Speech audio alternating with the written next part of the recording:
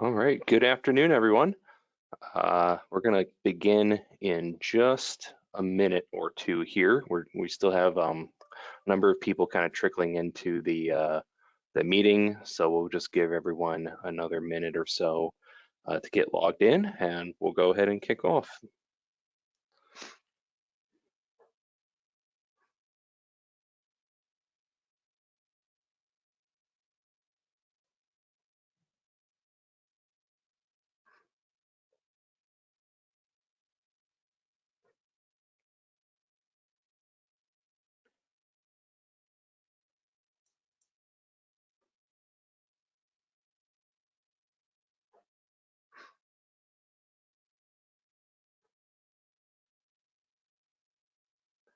All right, just give everyone another 30 seconds or so here, and we'll get started.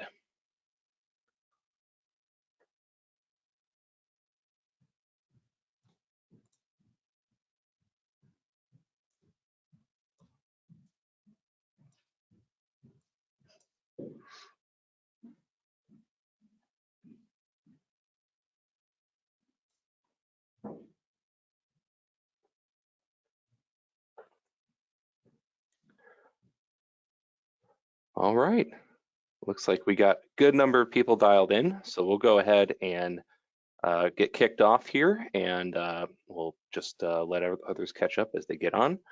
But yeah, hello and welcome. Thanks for attending the webinar today on a very important topic around resident IT support. I'm sure this is going to be an exciting webinar, and I'm really looking forward to exploring this topic further.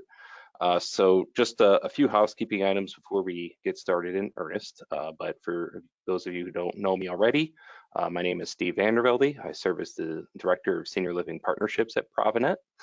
I'm also joined by Liz Hamburg from Candoo Tech, who I'm going to turn it over to in just a minute. But just to kind of recap for those of you who may not already be aware, but ProviNET Solutions, we're a full services IT consulting company. We help a lot of senior living providers across the country with support. That might mean where they're outsourced IT. That also might mean a variety of other topics. Maybe we're just helping them with a single project, or it's just after hours support. We fill a lot of gaps for a lot of different providers in many different ways. But one gap that we don't fill is supporting the residents. We do a great job of supporting staff at communities.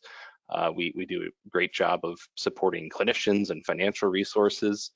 But when it comes to the topic of resident support, that's something that we've always kind of struggled to answer. We feel like our resources are trained really well for supporting the staff, but the residents just require a totally different type of skill set, in our opinion. So over the years, we've been getting asked more and more by providers if we could provide this level of support. And we never had a good answer for it until just recently. So I actually got to meet Liz and the team at Candoo Tech at one of the conferences we had last year, and come to know each other a great deal more since then, and kind of explore how our two organizations work together. And I'm super excited to have identified a resource that can not only answer this question, but I feel that answers it really well and provides a service that's much needed and is already doing it for a number of senior living providers across the country, and for some big names in particular. So really looking forward to the webinar and hearing more from Liz. What we're going to do is I'm going to hand it over to Liz in just a minute. She's going to kind of walk us through the history of Candoo Tech and talk a bit more about the notion in general around IT support for residents and what that means for them. Just hopefully some good education that the whole group can kind of take away from here. But as we're going, we want you guys to kind of think of questions as Liz is talking through a bit more on this topic. So this is very much a live webinar. You have the questions option or the chat feature within the meeting here. And if you come up with a question, please type it in as they kind of pop into your head, because we're going to be monitoring them as we go. And once Liz kind of finishes her educational session of the webinar, we're going to spend the rest of the time just kind of unpacking all the different questions from the audience. So please put those questions in as they come up. We'll keep queuing them up here and we'll run them by Liz at the end of the webinar. But from here, Liz, I'm going to stop talking for a bit and I'll kind of hand it over to you to introduce yourself and talk more about this topic. Great. Well, thanks so much, Steve. Hopefully you guys can hear me and see me. Yeah, okay. Yeah, really well. Great. Well, as Steve said, we met at Leading Age last year. It was actually my first in-person conference in quite a while, so it was great to be in person. We've definitely gotten to know each other. And by the way, we're also going to be at Leading Age coming up next week, so hopefully we'll see more familiar faces there. But I'm really excited to just kind of take you through a little bit of background on Candoo. And then, as Steve said, we really want to make this interactive. I love hearing from all of you. We learned so much about what the needs are in the community, what you're seeing. I see some familiar faces and names on there, Joe, and I know lots of people who've started up some really exciting programs. So hopefully we can make this interactive and educational at the same time. So just to kick things off, I think you heard from Steve a little bit about our partnership. We really also see a great, some really great synergies, and ProviNET is filling a gap that we have. So they're doing, all of the wonderful things that they're doing, and we're really happy that we see ourselves as very, very complementary. So just a little bit of background. I think many of us in this space have come at this from some kind of personal experience or need. For me, it was really originally from my father, who passed away last year at almost 90, but he literally lived next door to a Best Buy. And he was the first guy in line always to buy the latest gadget, whether it was an iPhone, Apple Watch, Alexa, and he never knew how anything worked. So he constantly had, Geek Squad on speed dial, and he was going to the Apple store, to the Genius Bar. And at some point, unfortunately, he had macular degeneration. He was hard of hearing. He had some cognitive issues in the end and some mobility issues. And so traditional tech support just wasn't cutting it for him. And it culminated in a voicemail which he left me, which I managed to save and I put on my website, where he said, Alexia, and he called her Alexia, has gone out of town. And he was like, I don't know, I've tried her 5 times. She must be on vacation. What do I do? Call me back. And he was sort of joking, but he really wasn't, because he really needed someone to answer a quick question. He didn't know who to go to. He couldn't call, didn't want to call Geek Squad, to spend $100 for someone to come over to just answer that. And so that's really when the light bulb went off for me to say, there's got to be a better way. And we realized that, my family is not alone. And again, I'm preaching to the choir here and very interested to hear what you're seeing. But there was just a Wall Street Journal article quoting Leading Age, saying that the average resident is now coming in with 5 to 7 devices. Again, really interested to see, and maybe we didn't do a poll, maybe we should have, but maybe if you just want to put something in the chat just to, give a number on average of what you're seeing, or just like a thumbs up or down on that. I'm curious to hear. But we're also seeing that, smartphone ownership has gone up significantly. And this stat was actually pre-pandemic. So we know that it's gone up even more. And we are definitely seeing the need and seeing that people are allocating budgets for training and support. And so what's been interesting for us to also see is, one of the reasons I started Candoo Tech was to solve the issue of, using technology to provide more access to healthcare and to decrease social isolation. And so we know, these are 2 really big social determinants of health. But what's been really interesting to see, and again, sort of very heartwarming actually, is that, the community and the medical community is starting to really recognize that digital access is its own social determinant of health, that being able to get people just the basics, first of all, get them hardware, get them, access to Wi-Fi or broadband, and then really most importantly is teach them that digital literacy, teach them how to use it, is absolutely critical for decreasing things, for really improving social determinants of health overall. And again, I'm preaching to the choir here when I'm telling you that, we know that that staffing is a huge issue for you. And so we're also hearing that staff is being asked to do more and more around technology. And so very often we just know that they don't have the time. Sometimes they don't have the skills to really be able to support that. And so that's really where we come in. There was a Pew Research study that came out saying that 75%, so 3/4 of older adults, are frustrated by and literally afraid of their technology. And they very often need someone to help them set it up and show them how to use it. And so, we know that that's usually a family member, sometimes it's a staff member. But what we've seen is that, again, they often just don't have the time or the skills or sometimes the patience to help. And so we're really that bridge where we're able to get older adults comfortable with their technology. And that's everything from the basics of smartphone, tablets, Alexas, in that case, computers.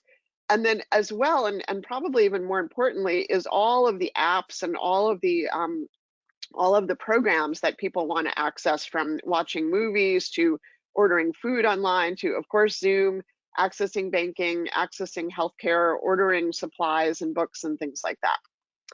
So we've really become the leading expert in providing digital training and support to older adults. And the way we do that is we built a platform and we are offering a variety of services. Today, most of what we're offering is these one-on-one remote lessons and support, but we also are providing group lessons that's also all remote, a library of content which is growing and is available in multiple languages. And then when needed, we can set up and manage devices using a mobile device manager. So all of this, and this is again where we're really differentiating ourselves from a lot of traditional just tech support, is we are creating and analyzing data and customer insights. So we're constantly trying to improve the customer experience and also providing that data to you. So this is just a quick example, a quick snapshot of a user profile where we're tracking things like, what are accessibility needs? Do they need to have hearing aids connected? Do they have vision impairment where we need to adjust the screen size? Do they love to play cards? And do we want to make sure that they know how to play online bridge? And then all of the information about what kind of questions they're asking and what kind of support they need on an ongoing basis, so that we're not only reporting it out to you, but again, consistently and constantly making ourselves better at being able to serve our clients' needs. And so one of the questions we get asked a lot is, what do you do with someone who has no technical experience at all, has never used a computer or a phone, doesn't have an email address? And I'm happy to say that we have been able to be successful with those clients. So the majority of our clients are in that, that left quadrant. They're moderately comfortable with technology. They probably have some kind of device. They probably have an email, and they need help with, maybe they want to learn something new. They want to learn how to Zoom. They need to get onto a doctor's visit. They want to learn how to do something with their photos. But we can and we have served people who are starting from ground zero, and we can get them really comfortable. And again, our name really says it all. We're all about saying, we can help you and you can do it.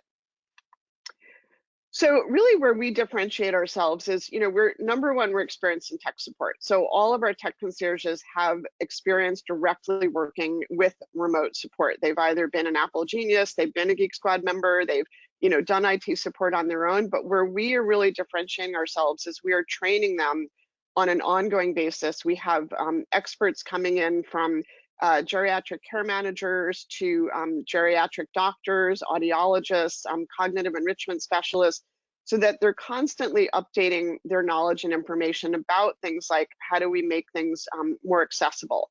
How do we communicate in a way that's really easy to understand? And then we also are providing a partner success manager, so that we're helping to onboard a community. We're providing co-marketing materials, and again, regular updates, reports, and data for you.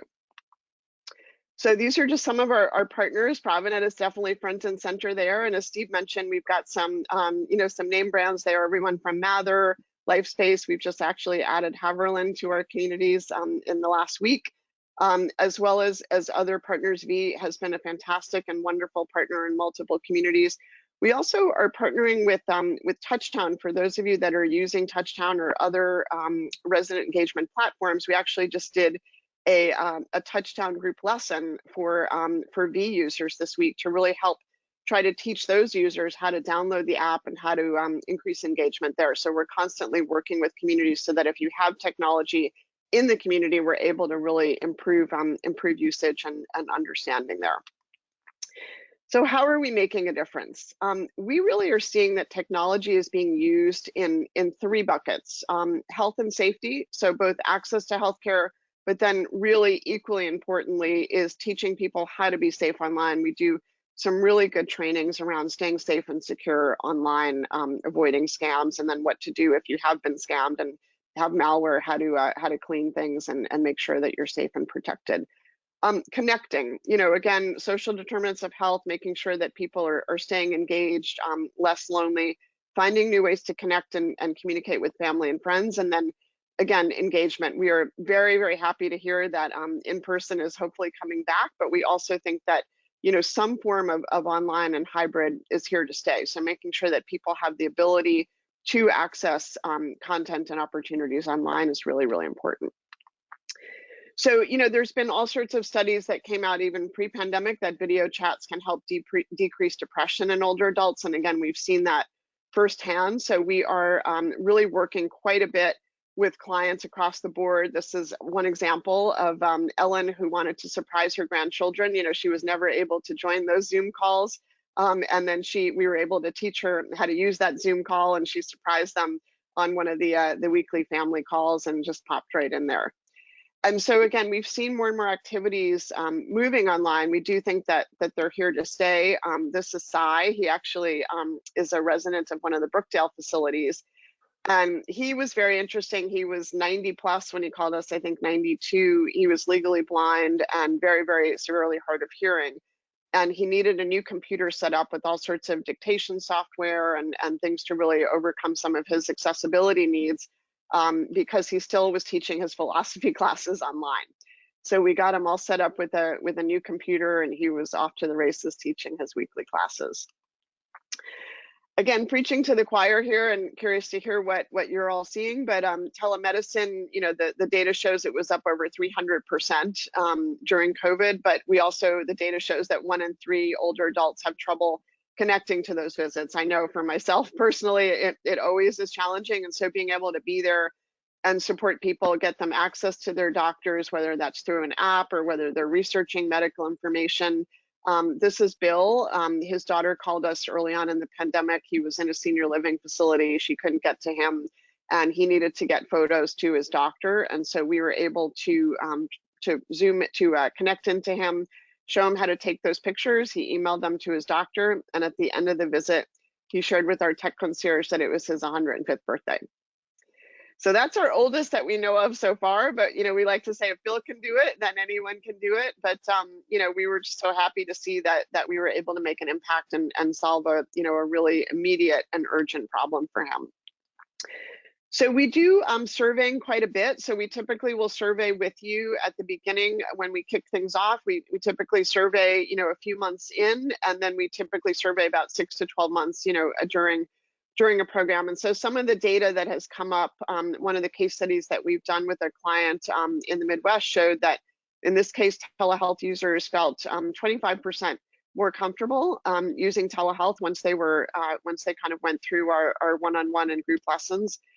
Some other data that was really, showing that we were moving the needle, everything from finding information on the internet, basic device functioning, video conferencing like Zoom, accessing community resources. So we've been really, really happy that confidence levels and ability to access information has gone up pretty noticeably from the start of the program. And in this case, this was a survey that we did about 3 months into a program. And this is a case study that V actually did with Leading Age. I'm happy to send anyone the link. It's kind of an interesting case study of how they started. We started with a pilot with them in one community. I think we started with 30 users, and we've gone up. We're now in our 3rd year with multiple communities, and and significantly more residents from that. So that's been really a wonderful partnership and a great example of how how we got something up and running. And just some quick from Melanie, I believe it was at Leading Age, just the value added to residents made this a sound investment. We know that budgets are tight right now, but one of the big questions is it a do you build it, do you bring it in house, or do you partner with someone? And so that's really, they've had a great attitude about partnerships. So speaking of attitude, we're all about the can-do attitude. We're very much about empowering people to use their technology. And so, we understand that there definitely are challenges right now in communities. We're trying to work with you guys as partners to make your life easier, to make your staff's life easier. So things like we've seen definitely improving members and family satisfaction levels. If you do track, net promoter scores, those have gone up. Just improving quality of life and those SDHs that we talked about, definitely decreasing the strain on staff, and then providing a competitive differentiator. Going back to that stat that I shared in the beginning of people coming in with 5 to 7 devices. So being able to make sure right off the bat, once they come into the community, that that they're connected, that they understand how to use everything. Maybe it's their first time living away from their family, so making sure that right from the get-go that they feel empowered to be able to stay in touch. So just kind of quickly, this is more details on what we're offering. So we do offer a library of content that's an asynchronous content that's available on demand, but the core of what we're doing is our one-on-one sessions as well as our group lessons. So we have a membership model. It's a per member per month fee. It's paid on a 6-month or annual basis. And for an annual membership, that includes 2 90-minute sessions. Again, those are virtual sessions, plus unlimited what we call quick support. So they can either call in, they can email us, they can chat, whether that's getting onto a doctor's visit, getting onto a Zoom, needing a password reset, all of those kind of quick questions. And then we also have group lessons. So the way it works is our tech concierges will start with a phone call, and then they will remote in directly to clients. One thing I do want to say is that we never remote in without a client's permission. So again, safety and security is really, really critical to everything that we're doing. But they'll start with a phone call, they'll remote in. We can then share a screen. So again, we can get onto a laptop, a desktop, a smartphone, or a tablet. And then we can also see into the room. So we're also supporting both printers as well as modems. Group lessons have been really fun. We're getting really, really high ratings on these. We try to keep them small, so typically a maximum of 20 people in the virtual room. Everyone's on their own device, and we typically will work with you to determine what lessons, what topics they want covered. It's everything from the basics of how to use the tablet, how to order groceries online, how to use Netflix online. So again, very, very fun, interactive. I've sat in on Instacart, where the instructor will ask, well, what are you making for dinner? What's the recipe? And then we'll go shopping with them, put something into their cart. So it's a very fun, lively activity. So we've had people really use this as one of the activities among a community, as well as just making them really fun and educational. And then again, each of these, the group lessons comes with a how-to guide. So those are either emailed to participants, or you can print them out and distribute them. But so they're following along with something that they can read clearly, see clearly, make their notes on, so they have something to reference when they go back to it. And then we do offer a full library of content with all of our how-to guides, both in English and then a growing library in Spanish as well. So as I mentioned, we work with you to survey. Again, we'd like to know what that baseline looks like. We want to make sure we're moving the needle, but it's also a great way for us to be able to understand what's in the community. Do they need accessibility feature set? Do they, what are the kind of devices that they have, and then what do they want to learn? So we're working with you to really customize that plan for your community. We have a customer success manager that's working with you. So we'll do a kickoff call with co-branded marketing materials to get the word out to the community, webinars if you want us to do webinars, or meet with your, some people have resident tech committees, so we'll work with you on that. Registration is very easy. Again, it's kind of a one-click form. We just need their name and typically apartment number, residence number, phone number, and then they're put into our system and can immediately get started. And then again, ongoing communication from our partner success manager. Just some quick can do by the numbers. So, typically the majority of our requests are solved in 30 minutes or less. So again, they are these like quick, hey, I need help now when I need it. But we also are able to do those deeper dive, more, lessons and educational sessions. Interestingly, about 40% of our members reported hearing or vision impairment. So we are very well equipped and experienced to take care of that. We're very proud of our customer satisfaction score. So, it ranges between 98 and 99%, but, we're getting some really, really positive feedback. And again, it's all really ultimately about the impact. So we're very happy to report that in this case, twice as many participants were using technology to access resources after our training. So the good news is we can get you up and running really quickly. It's not a big implementation. You know, if someone is bringing their own device, it really is just a matter of some of the onboarding materials we talked about. You know, getting that survey out to everyone, deciding what lessons you want to do, getting the sign up form ready, and then you're, you know, off to the races and can start having your residents access us directly. So with that, I will pause. Hopefully we'll see if there's some questions coming in. Again, I'd love to make this as interactive as possible. I'm happy to take questions and hear from you. Yeah, awesome. Thanks, Liz.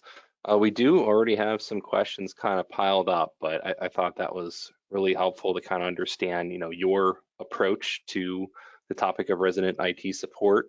I mean, even just at the end there, kind of going through, you know, that you're actively aware that, hey, residents probably need some help with hearing and visuals sometime, or, you know, it's just a different level of skill that we're needing there. And that's why I think, you know, you guys can do that better than we can. Absolutely.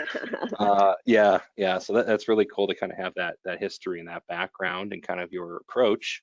I guess, you know, you kind of posed it early on about how many devices we're seeing in the communities. And I know I was surprised, you know, that we're looking at, I think you said 5 to 7 devices. We Yeah. got one response from an individual saying that they have residents coming in with sometimes more than 30 devices. Oh my God, Joe, I want to know who has 30 and what are they? Even I don't have 30. They're starting up a podcast or something like that. That's amazing. All right. Yeah.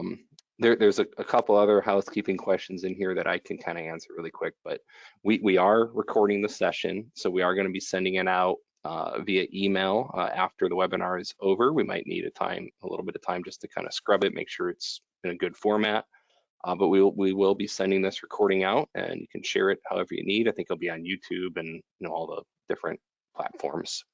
But the first question that I would like to put to you, Liz, is around how do you contract with customers? Is it with the individuals or with the facilities? I think there's probably a couple different ways you slice that up, but anything you want to share? Absolutely. Yeah. So we typically work with the facility. So again, we go on a membership model. So it's a per member per month. It's typically paid upfront.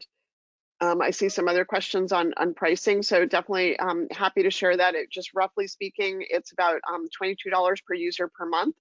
And that, you know, includes 2 of the 90-minute sessions, unlimited quick support, 1 group lesson a month, and library of content as well, plus all of the partner success and onboarding and data and reporting and all of that. So typically a facility will contract, you know, we'll work with you to determine how many participants you have. You know, typically we'll start with like a block of membership. So again, depending on how many residents you have, we'll typically start with the, you know, with independent and assisted living. That's really our sweet spot. And, you know, we can work with you kind of based on what we think, you know, utilization rates are and things like that to determine, you know, how many participants you want to start off with. And then you can always add from that. So hopefully that helps. Yeah, I'm already seeing a number of questions kind of on the same topic around cost, which I think you covered, and then, you know, contracting with the community or the residents. I think I even heard you all talking to a mutual customer this week, and, you know, they were very interested, but said they just don't have budget to kind of foster this relationship for the residents. So I think they were even told, well, try it for a short pilot period, and if it goes well and the residents find value in it, you know, we've seen the providers kind of pass that cost on to the residents then. Is that Yeah, we've seen that... a few different models. We've definitely seen models where, as you said, you know, the residents will, I mean, in most communities, the residents will take it on as, you know, as an expense. Again, it's sort of a build or buy, you know, so instead of having an IT person or, you know, an external or internal IT person on staff or on call, again, you know, we've seen that some folks are charging on an hourly basis. And that was, we really went to a membership model because of those, you know, this, as I like to call it, my dad's Alexia question, you know, so we don't feel like it's worth charging someone, you know, by the 15 minutes or 30 minutes or, you know, watching the clock if it's a quick question. And conversely, if it's a longer question, you know, we still will handle that as well. So Some communities, though, have passed a portion of the cost along, so they'll do like maybe a cost share, so it's 50-50. So typically they'll start with a block of like 50 or 100 memberships to get the community up and running. And then once you get those like influencers in the community, then they'll typically Mhm. expand. And then there is a choice of, passing a portion along. Typically it's like an activities fee for those that want it. Got it. Okay. Yeah, I'm getting some more comments too. You know, a lot of the residents coming into IL are getting devices from their kids, and the expectation is naturally that and the internal Yeah, IT team will surely support that for them, and that's, I think, yeah, kind of some of what we're seeing too. Uh, but then, yeah, there's another exactly. question here. So who defines the accessibility needs for the user profile? Yeah, that's a great question. So that is a personalized feature. So if someone's bringing their own devices, we will work with them to determine what accessibility issues or needs they have, and we will customize that. So it could be connecting hearing aids, it could be making the screen, the font size bigger. We know, for example, with macular degeneration, it's better to have a black screen and white font. So we'll work directly with a user. In some cases, less so with our senior living facilities, but more some of our other partners, like in senior centers, or some of our nonprofit clients or in-home Hmm. clients. They will purchase devices. So in that case, and I didn't really talk so much about that here, but we can set up and manage devices on a mobile device manager. And so if we do that, we'll typically work with you to survey and determine, what's the global setting that we're having on accessibility. So it may be, again, larger font size for everyone, and some dictation software, things like that. So we'll determine that for the entire group, and then as people need, more personalized, customized accessibility, we'll work with them. Hmm. Okay. Yeah, I got another question here. This one is asking, is most of Candoo's experience in assisted living, or do you have experience in skilled nursing or CCRCs, IL? I guess maybe some dialogue Yeah. around your care settings breakout. Yeah, so definitely the majority of our senior living clients are coming in assisted and independent. We have worked across the spectrum, and we're able to work across the spectrum. Again, certainly with any kind of, cognitive issues, again, we have work with people with mild cognitive issues, but if it's, Mhm. a memory loss facility, we find that is tricky. Although we do, in that case, very often work with a caregiver. So, if someone has a dedicated caregiver, or or an aide, or someone who wants to, for example, help someone, like we had someone who loved opera. He was passionate about opera. He was a widower, and he had a caregiver with him. And so we were able to teach his caregiver how to get his favorite operas up. And it was just a very calming, wonderful experience for him. But he could not do that directly at that point. Okay, excellent. We got another question for you. So how does Candoo staff handle personal or secure information? What if an elder Yeah. asks for help with their bank account? I think that's Yeah. something that kind of shied us Great away. question. Banking, health medical records. We do work with healthcare companies, so we're HIPAA compliant. Yeah, so first of all of our tech concierges are background checked and reference checked, and we record calls for quality control. So security is obviously very, very critical. In our training, we make it very explicit that they cannot save or write down passwords. They can't type passwords in for a resident, and they can't open up a bank account. So we can, for example, download the bank app, and we can show them how to use it and get set up, but we can't, physically type in a password, or we can't actually sit with them and share a screen if they're logging into that bank account. Got it. All right. Another question around cost, and I'm not sure if you answered this already or not, but is there a minimum monthly user count, or is there anything like that that new clients would have to Yep. adhere to? Yeah, so the minimum is 50. So we typically start with a cohort of 50. Again, we find that that's really the way to get up and running. It's able to, test the demand in the community, and it works well for group lessons. It also is kind of a good number to start building that buzz and building momentum. So that's typically what we start with. Mhm. All right. And here's another good IT question. What do you do in the way of user education and on internet safety? So keeping residents safe and updated Yeah. on current risks like phishing, spear phishing, scams like that. Yeah. Definitely. Great question. So again, we have some great group lessons on internet safety and Mhm. security. Those are updated on a regular basis. We also, just as part of our ongoing communication, we're sending, we've got blogs, newsletters that either we can send directly or you can incorporate into your own newsletters or onto your website. So again, education and safety and security is really, really important. Nice. All right. And then we actually got a special request. If you could go, if it's easy for you to pull up your PowerPoint again, there's a request to Yeah. kind of go to the offerings slide again to walk through Yep. that a little bit more. Absolutely. Let me go ahead and I'll share that. And let's see. You guys see that again? Yes. Oh, and then Mhm. we also just have some links to some press, including Randy, who I love Randy. She's in a community in San Diego. She was 98 at the time. I think now she's almost 100. And she was in World War II, and so she was a veteran. This was around Veterans Day. We were celebrating her, but also a flight attendant. So she learned how to Zoom, and she's on monthly calls Mhm. now with her what they call clipped wings, the former flight attendants from United Airlines. So Oh. Randy was awesome. But let me go ahead and get back to our offering. So is that the slide that you wanted to see? I think that was the Let's one. see. Yeah. Yeah. So again, the membership, and this I saw a question too of what is different from the consumer membership, and so really the big differentiation is the consumer membership is just the one-on-one support, and so with the enterprise membership, that is the library of content, group lessons, all the onboarding material, customer partner success manager, reporting, surveys, data, and everything that goes around that as well. Okay.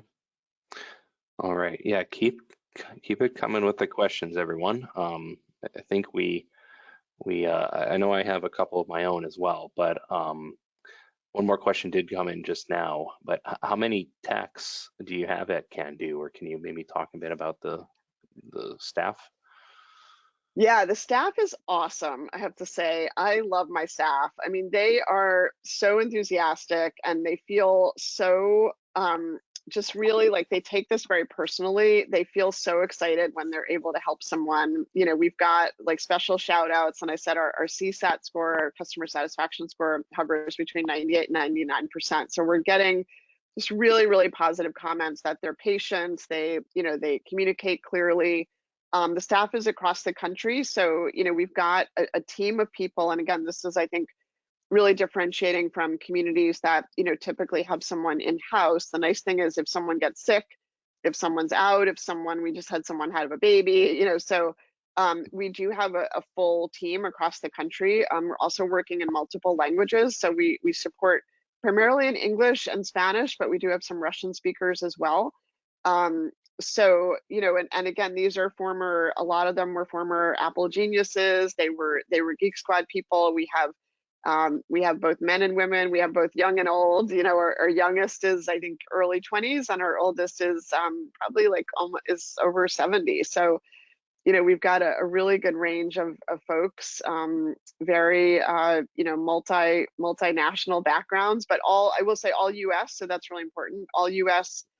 U.S. based, and we're W2ing them. So it's not like an Uber model where it's like the first guy who hits pushes the button gets the call. So we've trained them and they're all in house. That's awesome. Yeah, and that's specifically what I think ProviNET was so interested to hear is kind of your approach to staffing and how purposefully you look to find new hires and staff the team there.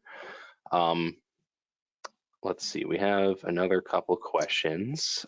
So you mentioned individual membership versus enterprise. So is it possible then that someone at home could become a Candoo member as well? Yeah, absolutely. So we encourage that. Again, for home care, and I was mostly focused on senior living. I know some of you also have, home Mhm. care residents that you support in their home. So we definitely do that as well. Again, and we work across the spectrum.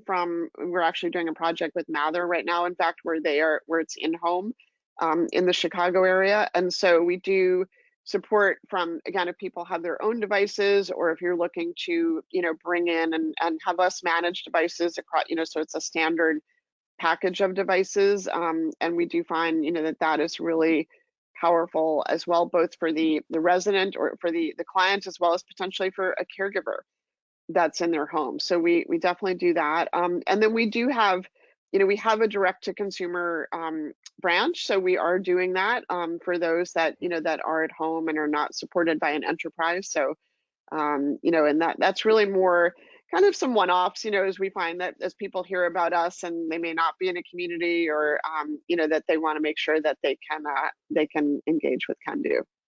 Okay.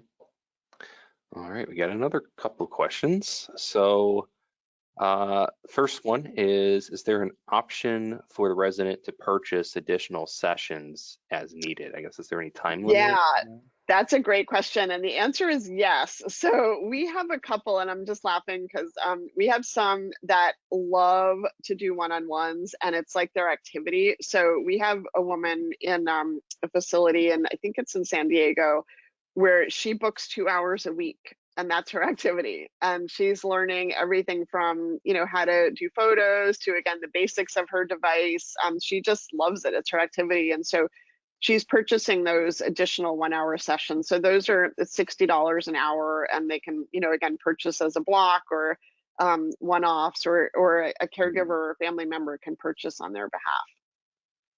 Okay. And also, do you offer any services, just like equipment health checks, even like anything around that? Like, Yeah, that's a great question.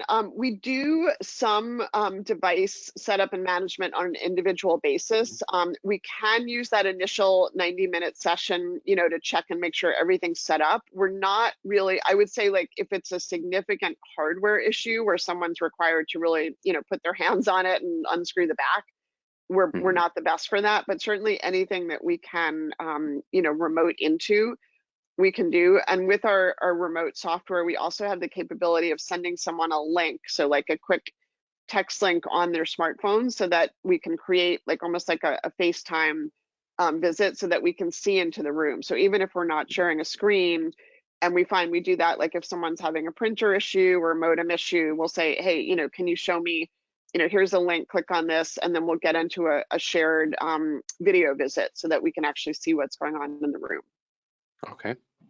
And kind of on that same topic, that's one of the questions I was curious about, just kind of seeing, who we all have on the call today. But how do you all kind of interact with the internal IT team at the communities? Is there any, if you determine that there is, let's say maybe like even a Wi-Fi outage or something like that, is there any kind of process in the onboarding on, what the communities might want you to escalate or not, or how do you work together with them?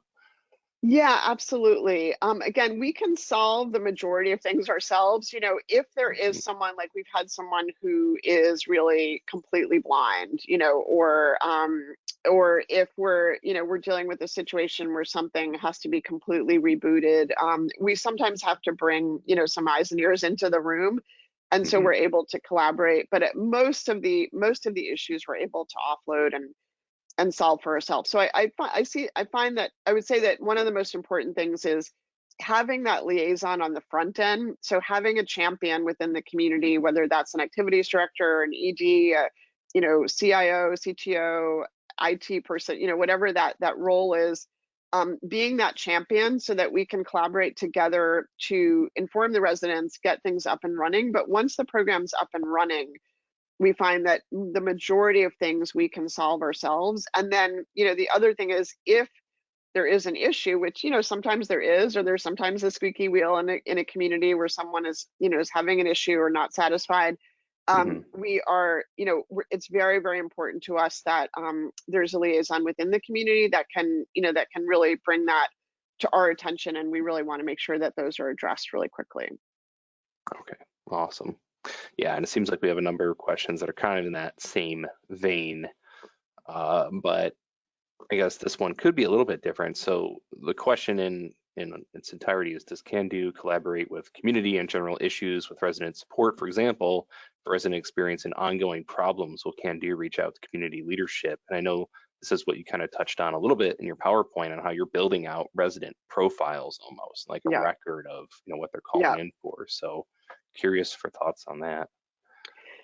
Yeah, I mean, again, we'll collaborate with an IT department. If, for example, if we're finding that, for example, the Wi-Fi is really spotty, in certain areas of the building, we just can't even connect. Or, I mean, that's really the biggest thing is, if it's like a an infrastructure issue in the community, that's Mhm. typically when we'll reach out.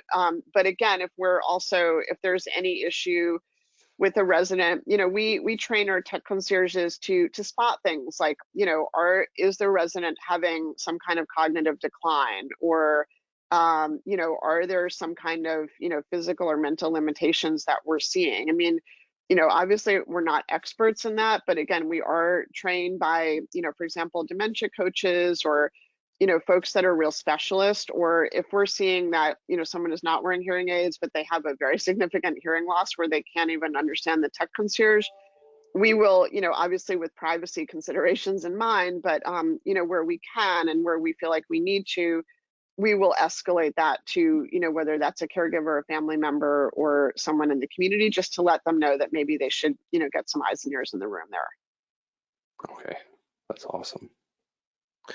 All right, I know we got about a little less than 15 minutes left in the webinar, so please continue to submit questions as you think of them.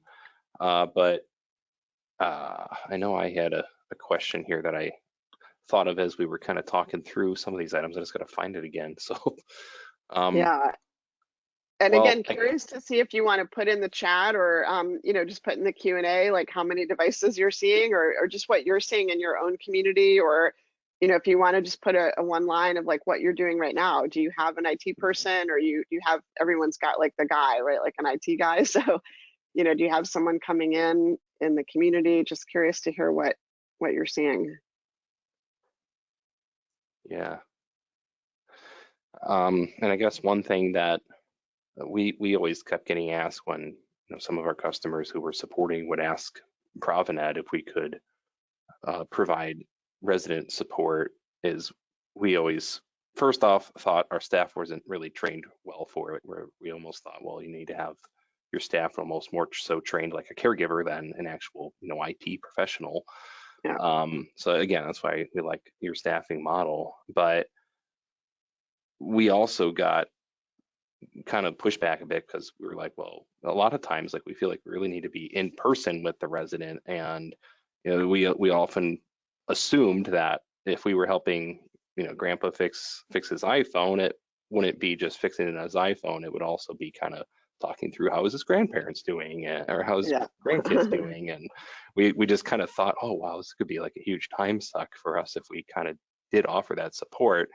But I know that you've had a lot of support, or I'm sorry, a lot of success offering this remotely, but I'm curious, are Yeah. you seeing that there's a lot of time where it's not just IT support, maybe it's just a conversation, maybe it's just kind of helping curb loneliness a bit. Yeah. So, Well, that's a great point, Stephen. I should have mentioned that from the beginning. Is that so? We started off as an in-person service, and that was my original hypothesis too. Was that you had to sit next to someone and be right there and share share a screen with them. And so when the pandemic hit, we shut everything down and we moved to remote only. And frankly, I was concerned about how it would work, but we actually have shifted our business model. So we're not going back to in-person. Remote is working really, really well. We're in communities across the country. I think we're up to 35 or 36 states and counting. And, again, the majority of issues we're able to solve online, maybe not 100%, but the majority of things we're able to help with. And in some ways it's better because one, it's very quick. You're not waiting for a tech to travel and come in once or twice a week to the community. From a safety and security standpoint, certainly from a health safety, the fact that we're not sitting next to someone is much better. But even, from a safety and security of being in someone's apartment with them, we find that remote is working really, really well. And so that's been great. And, to your question in terms of loneliness or, does it take a long time? I mean, so yes and no. First of all, it obviously depends on the person. We have some people that they're busy. They're on committees, they're on boards, they have their activities. They just want help and get in and out. And then we certainly have people that want to chat. And that was, again, how the model has evolved. So with the 12-month membership, it is 2 90-minute sessions. And very often we hear from people, well, I don't need 90 minutes, I only need 60 minutes, and that's fine. But the reality is that once you start chatting and getting to know someone and, learn a little bit about them and learn what their hobbies are and, set everything up, that 90 minutes goes by pretty quick. So we've really kind of purposely built in a little bit of a buffer so that we can take that extra time and really get to know someone and have it be more of a conversation rather than a transaction. Nice. That's awesome.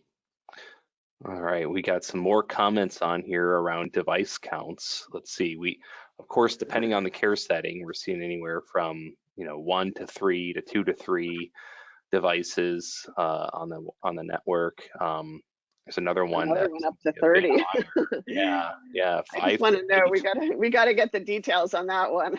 I know, 5 to 8, but that's our second comment where we've seen up to 30 devices from a single resident. That's insane.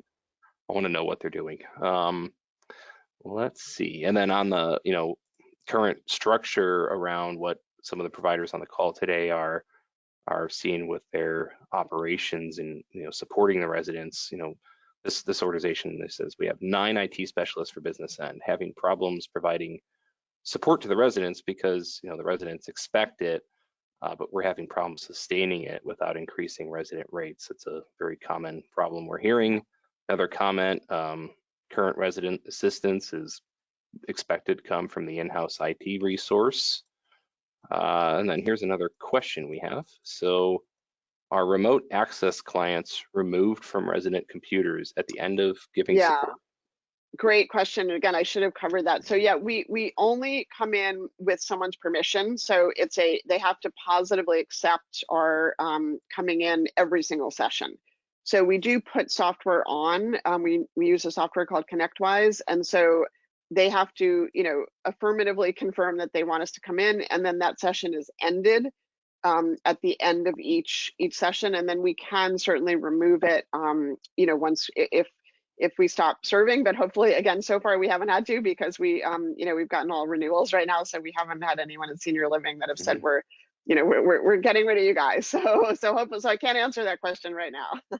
Yeah. All right, we got a lot more comments. We're gonna have to share this after the webinar to kind of get some of these stats out there. But yeah. Some communities providing this kind of in-house as best they can, but a lot with the same challenges. Providing that support to the staff is in addition to the residents. Here's a great comment from a client we have in Pennsylvania. They said we now have a current dedicated resident support specialist. We also maintain a tech bar in our life center. For what residents, being to the tech bar, there's no charge. But if it's in home support, we are charging them. We also have a capability to remote in using Splashtop SOS for computers and phones and tablets. That's so that's great. Cool to hear. Congratulations. That's really great. Let's see. And I see a couple of comments where they're using residents or volunteers, and I just make a comment on that because I think that that's great. I actually before I started Candoo, I ran a volunteer organization called Taproot, where we were doing pro bono support for other nonprofits using all skilled volunteers. And so I'm a big believer in volunteers, and I also see the limitations of it. And so I will say there are certain things that are great to have your volunteers do, but one of the things that we found is having kind of a systematized approach, having materials available, being able to have kind of standard information, and having everyone trained up to do things in a certain way really creates a much more consistent, and for us it just seems like a more impactful experience. So there's definitely a role for volunteers, and that's fantastic. And I know there's a lot of things going on with intergenerational support, which is also amazing. And again, I think that there's a role for that, and then there's a role for bringing in more of a professional support for different levels of needs. Mm-hmm. Yeah, that makes a lot of sense. Let's see, we got one, again, a lot of good comments, some explanations to the high device counts, a lot of smart home devices. We're looking at Smart homes, smart switches, smart plugs, smart toilets probably, and all those cool things that are coming out. And I see a question of whether we can support smart home. So yeah, I mean, I would love to talk with you on that. So we are recommending, again, for our in-home clients, things like fall detection devices, video cameras. We can definitely support Alexa, and we do some great group lessons on how to use Alexa. And so, I think the biggest thing for us is with the smart home, obviously we can't remote into each of those devices, so it really would be more of like a camera in the room. But I'd love to talk with you guys if you are doing some smart home setup, and figure out what your needs are and how we can start helping to support that. Awesome. We got another question for you here. In terms of the library content that you offer, is it possible to add in facility training materials that pertain to the site specifically that we might be having as a customer? How do you access certain internal sites? Yeah, that's a great question too. Again, with this latest Touchtown group lesson that we did, so we developed customized content. So it was the specific kind of Touchtown app in that case for this facility. So definitely happy to do that. We do custom content all the time, and again, we'll do that in multiple languages. So with your own screenshots, we can do that as a how-to guide, or we can do that as a group lesson as well. Awesome. All right, and I know we only got about 4 minutes left here before we're at the end of the webinar, but I think we still probably have a few other unanswered questions that we might have to follow up with remotely after the end of the call. But Liz, did you see anything you wanted to kind of comment on specifically? Let's see. Is that an added charge or part of the enterprise? I'm not sure. Oh, for the custom content. Yeah. It depends how custom it is. If it's a few screenshots that you guys are providing, we can do that. If it's our guys developing a whole long how-to guide, there's some charge, but it's relatively small charge. Yeah, and so again, I'm really happy that this was so interactive. I feel like I learned a lot, so thank you guys for that. I will definitely, I think Steve is going to put out the recording. I will just quickly go ahead and share my screen one more time with my phone number, with my email. But please, feel free to reach out. Oh, one other thing I did want to, I think Steve and I both wanted to just mention again, is that so you can email us, partners@candootech.com. You can always get me directly at liz@candootech.com. And Steve and I will both be at Leading Age in DC, another in-person for as long as we can. Let's hope a while. So if any of you will be at Leading Age, it's coming right up. It's next Monday through Wednesday in DC. So please feel free to reach out. Let us know. We'd love to see you while you're there. Yeah, absolutely. That's the first conference of the year for me. So I'm looking forward to getting some points back finally. I'm missing my Marriott points. Absolutely. Well, a big thank you to ProviNET, to Scott, who's behind the scenes there, and Steve for getting us up and running here. So glad that you guys were all able to join. I will say James Fothergill is on as well from our team. So if you see his name, or in terms of some follow-up, James has been a great member of our team, and I'm very happy to continue to follow up on some of your questions. Yeah, awesome. Well, thank you so much, Liz, for spending some time with us, sharing more about Candoo and the very important topic of resident IT support. And thanks everyone for showing up. I think we had a great level of interaction from everyone. Really appreciate that. So yeah, thank you for everyone for your attendance, your time. We'll be kind of following up in the days to come with the recording. I know there's a few people who expressed interest in seeing that case study, so we'll make sure to get that out as well.